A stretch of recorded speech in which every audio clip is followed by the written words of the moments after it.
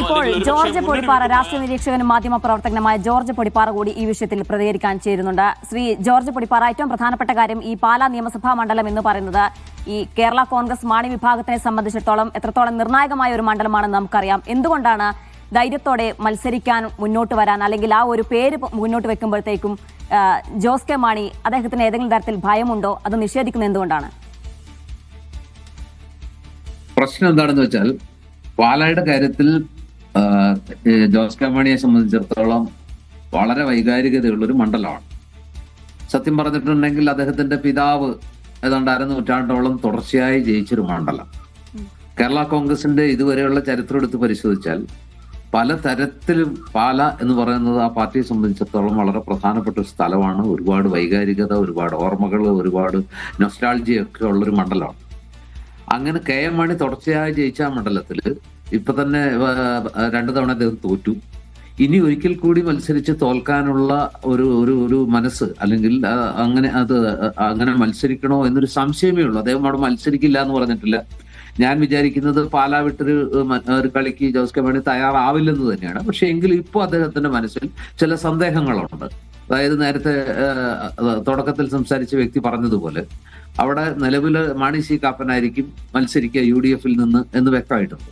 മാത്രമല്ല PC ജോർജിന്റെ മകൻ ഷോൺ ജോർജ് കൂടി പാലായിൽ ഒരു സ്ഥാനാർത്ഥി ആകാനുള്ള സാധ്യതയും തള്ളിക്കളയാനാവില്ല. ഏറെക്കുറെ അതും BJP സ്ഥാനാർത്ഥിയായിട്ട് അല്ലെങ്കിൽ NDA സ്ഥാനാർത്ഥിയായിട്ട് ഷോൺ ജോർജ് രംഗത്ത് വരാനുള്ള ഒരു സാധ്യതയും കാണുന്നുണ്ട്. ഷോൺ ജോർജിന്റെ സ്ഥാനാർത്ഥിത്വം ആരെയാണ് ആത്യന്തികമായിട്ട്, മാണി സി കാപ്പനാണോ ഗുണകരമാകുക അതോ ജോസ് കെ മാണിക്കാണോ ഗുണകരമാകുക എന്നുള്ളതൊക്കെ കണ്ടറിയേണ്ട കാര്യമാണ്.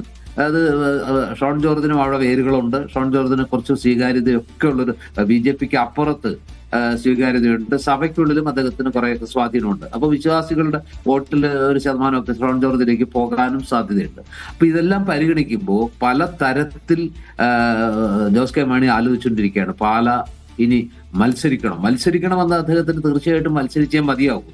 കാരണം ജീവിതകാലം മുഴുവൻ ഇനി രാജ്യസഭാംഗമായിട്ട് നിൽക്കാനുള്ള, അല്ലെങ്കിൽ അദ്ദേഹം ആഗ്രഹിക്കുന്ന സംസ്ഥാന പൊളിറ്റിക്സ് തന്നെയാണ്. അപ്പോൾ അടുത്ത തവണ മന്ത്രിസഭ ഉണ്ടായാൽ എല്ലാ കാലത്തും റോഷി അഗസ്റ്റിനെ മന്ത്രിയാക്കി ജോസ് കെ മാണി രാജ്യസഭാംഗമായിട്ട് പാർട്ടി ചെയർമാനായിട്ട് അങ്ങനെ പോകുന്ന ഒരു സ്വഭാവം അല്ല അദ്ദേഹത്തിനുള്ളത്. അങ്ങനെ ഒരു സ്വഭാവം അല്ല പാർട്ടിക്കുള്ളത്. അങ്ങനെ ഒരു ചരിത്രവും അല്ല പാർട്ടിക്കുള്ളത്. അതുകൊണ്ട് തന്നെ ജോസ് കെ മാണിക്ക് ഈ തെരഞ്ഞെടുപ്പിൽ എവിടെ നിന്നെങ്കിലും ജയിച്ചേ മതിയാവും. അത് പാലായിൽ നിന്നാണെങ്കിൽ ഉത്തമം. പക്ഷെ പാലായിൽ ജയസാധ്യത ഇല്ലാത്ത, തുടർച്ചയായിട്ട് അവിടെ മത്സരിച്ച് എന്നും പരാജയപ്പെടുന്നത് അദ്ദേഹത്തിന്റെ രാഷ്ട്രീയ ഭാവിക്ക് അത്ര ഗുണകരമാവില്ല എന്ന് അദ്ദേഹം തിരിച്ചറിയുന്നുണ്ട്. അതുകൊണ്ട് പല അഭിപ്രായങ്ങൾ പരിഗണിച്ച് ജോസ് കെ മാണി അവിടെ തന്നെ മത്സരിക്കണോ, അതോ ഇനി കടുത്തുരുത്തി പോലുള്ള കുറച്ചുകൂടി സേഫ് ആയിട്ടുള്ള ഒരു മണ്ഡലത്തിലേക്ക് മാറണോ, അതോ തന്റെ ഭാര്യ നിഷ ജോസ് കെ മാണിയെ പാലായിൽ നിർത്തിയിട്ട് അദ്ദേഹം മറ്റേതെങ്കിലും സീറ്റിലേക്ക് മാറുന്നോ, അല്ലെങ്കിൽ രാജ്യസഭാംഗത്തിൽ തന്നെ തുടരണോ, തുടങ്ങിയ കുറേയധികം ചോദ്യങ്ങൾ, ഇതെല്ലാം ഇപ്പോ ചർച്ചയിലും അതുപോലെ തന്നെ ആലോചനയിലുമുള്ള കാര്യങ്ങളാണ്. അതിനിടയ്ക്കാണ് റോഷി അഗസ്റ്റിൻ ചാടിക്കേറി ജോസ് കെ മാണി ജോസ് കെ മാണി നയിക്കുന്ന ആ യാത്രക്കിടയിലാണ് ആദ്യം അദ്ദേഹം പറയുന്നത്, അതായത് ജോസ് കെ മാണി പാലായിൽ തന്നെ മത്സരിക്കും എന്ന്. അദ്ദേഹത്തിന്റെ ഇത് മൈക്ക് തട്ടിപ്പറിച്ചിട്ടാണ് റോഷി പറയുന്നത്. ഒരർത്ഥത്തിൽ ഇവർ തമ്മിൽ വളരെ നല്ല ബന്ധത്തിലിരിക്കുന്ന ഒരു സമയത്ത് അങ്ങേറ്റം വിശ്വാസവും അതുപോലെ തന്നെ പരസ്പര കരുതലുമുള്ള ഒരു സമയത്താണ് റോഷി അങ്ങനെ ഒരു ഇത് പറയുന്നതെങ്കിൽ അതിനകത്തൊരു ആത്മാർത്ഥത മാത്രമായിട്ട് കാണേണ്ട കാര്യമുള്ളൂ. കാരണം ജോസ് കെ മാണി പാലായിൽ തന്നെ മത്സരിക്കും, പാലായിൽ മത്സരിച്ച് ജയിച്ചിരിക്കും എന്നുള്ള അർത്ഥത്തിൽ വേണമെങ്കിൽ അതിനെ വ്യാഖ്യാനിക്കാം. പക്ഷേ ഇപ്പോൾ ഉള്ള പ്രശ്നം എന്താണെന്ന് വെച്ചാൽ, ജോസ് കെ മാണി പാലായിൽ തന്നെ മത്സരിക്കണമെന്നും പാലായിൽ മത്സരിച്ച് അദ്ദേഹം ജയിക്കണമെന്നാണോ അതോ വീണ്ടും തോൽക്കണമെന്നാണോ റോഷി ഇപ്പോഴത്തെ ഒരു സാഹചര്യത്തിൽ ആഗ്രഹിക്കുന്നത് എന്നതൊരു പ്രശ്നമാണ്.